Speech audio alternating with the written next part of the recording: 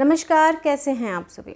बहुत बहुत स्वागत है आप सभी का एस्ट्रो तक में। मैं हूँ राखी मिश्रा और आज हम बात करेंगे भगवान श्री कृष्ण के जन्मोत्सव यानी कि जन्माष्टमी के इस पावन पर्व के बारे में।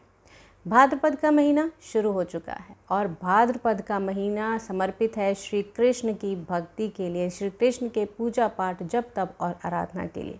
यह समय, ये माह बहुत ही महत्वपूर्ण है श्री कृष्ण की भक्ति के लिए। और जो भी भक्त श्री कृष्ण की भक्ति भाद्रपद के महीने में करते हैं, उनके जीवन में किसी भी तरह का कोई भी कष्ट नहीं रहता है। और इसके साथ ही इसी पावन माह में भी होती है श्री कृष्ण की जन्माष्टमी, जन्मोत्सव। भाद्रपद महीने के कृष्ण पक्ष की अष्टमी तिथि को मनाई जाती है जन्माष्टमी यानी श्री कृष्ण का जन्मोत्सव।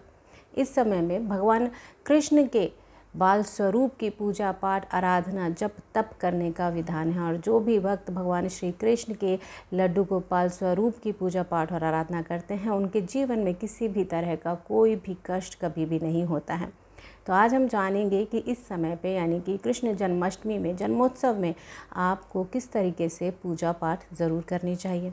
इसके साथ ही ऐसी कौन सी चीज़ें हैं जो जन्मोत्सव के दिन आपको बचना चाहिए करने से। इसके साथ ही ऐसे कौन से उपाय हैं जो जन्माष्टमी के दिन आप करके देख सकते हैं, जिससे आपके जीवन में भी किसी भी तरह का कोई भी कष्ट ना रहे। सबसे पहले जो इस बार जन्माष्टमी है वो 6 सितंबर को शाम को 3:37 से शुरू हो जाएगी अष्टमी तिथि। और इसके साथ ही 7 सितंबर को 4:41 तक अष्टमी तिथि रहेगी। जो श्री कृष्ण का जन्मोत्सव है वो मनाया जाता है चंद्रमा के आधार पर, जब चंद्रमा रोहिणी नक्षत्र में होते हैं, क्योंकि रोहिणी नक्षत्र में ही श्री कृष्ण का जन्म हुआ था। तो उसी के आधार पे जन्माष्टमी का ये महोत्सव मनाया जाता है। तो सबसे पहले जान लेते हैं कि आपको पूजा करनी किस तरीके से। भगवान श्री कृष्ण के बाल स्वरूप को आप एक चौकी पे स्थापित करिए और उसके बाद शंख में जल या फिर पंचामृत भर करके आप भगवान श्री कृष्ण के बाल स्वरूप का स्नान कराइए। इसके साथ ही आप उनको नए वस्त्र अर्पित करिए, उनको नए वस्त्र धारण कराइए, उनको श्रृंगार ज़रूर करिए। श्रृंगार बहुत ही प्रिय है श्री कृष्ण को, तो श्रृंगार ज़रूर करिए श्री कृष्ण का।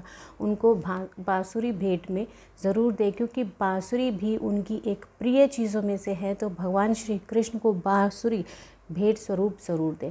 श्री कृष्ण को आप नज़रिए, क्योंकि इतना पावन, इतना सुंदर उनका स्वरूप लगता है, तो आप उनको नज़रिए ज़रूर बांधें। और इसके साथ ही श्री कृष्ण को भी काला टीका आप ज़रूर लगाएं। वहीं लड्डू गोपाल को आप भोग ज़रूर लगाएं, क्योंकि लड्डू गोपाल को जो सबसे प्रिय भोग है वो है माखन मिश्री का भोग। तो श्री कृष्ण को भोग में आप माखन मिश्री अर्पित ज़रूर कहें। वहीं कानों में कुंडल ज़रूर पहनाएं। और इसके साथ ही भगवान श्री कृष्ण को आप लड्डू का भोग भी ज़रूर लगाएं, क्योंकि आपने हमेशा देखा होगा जब भी लड्डू गोपाल की मूर्ति, उनका नाम भी है लड्डू गोपाल, तो उनको लड्डू भी आप भोग में ज़रूर रखें। इसके साथ ही पालना ज़रूर लेके आएँ, क्योंकि उनके बाल स्वरूप की पूजा कर रहे हैं आप, तो भगवान श्री कृष्ण के लिए पालना ज़रूर लेकर के आएँ और उनको पालने में बिठा करके झूला ज़रूर झुलाएँ। इससे भी आपके जीवन में कई तरह की परेशानियां, कई तरह के कष्ट दूर होते हैं। इसके साथ ही बात करेंगे कि आपको ऐसी कौन सी चीज़ें हैं जो इस दिन करने से बचना चाहिए, जिसमें सबसे महत्वपूर्ण है कि किस रंग के कपड़े आप पहनते हैं।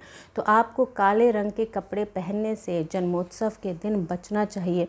इसके साथ ही अगर व्रत ना रख सकें तो अपना भोजन कम से कम सात्विक रखें। किसी तरह के प्याज लहसुन यानी कि तामसिक भोजन से आपको दूर रहना चाहिए। इसके साथ ही इस दिन आपको गायों की सेवा करनी चाहिए, और अगर सेवा नहीं भी कर पाते हैं तो कम से कम उनको कष्ट ना पहुंचाएं।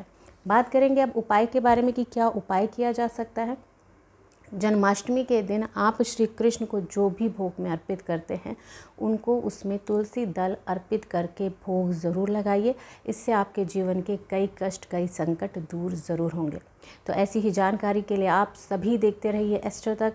Thank you so much. आप सभी का दिन शुभ हो। एस्ट्रो तक ऐप पर आपको मिलेगा भविष्य से जुड़े हर सवाल का जवाब। डाउनलोड कीजिए एस्ट्रो तक ऐप और चुटकी में जुड़िए इंडिया के बेस्ट एस्ट्रोलॉजर से।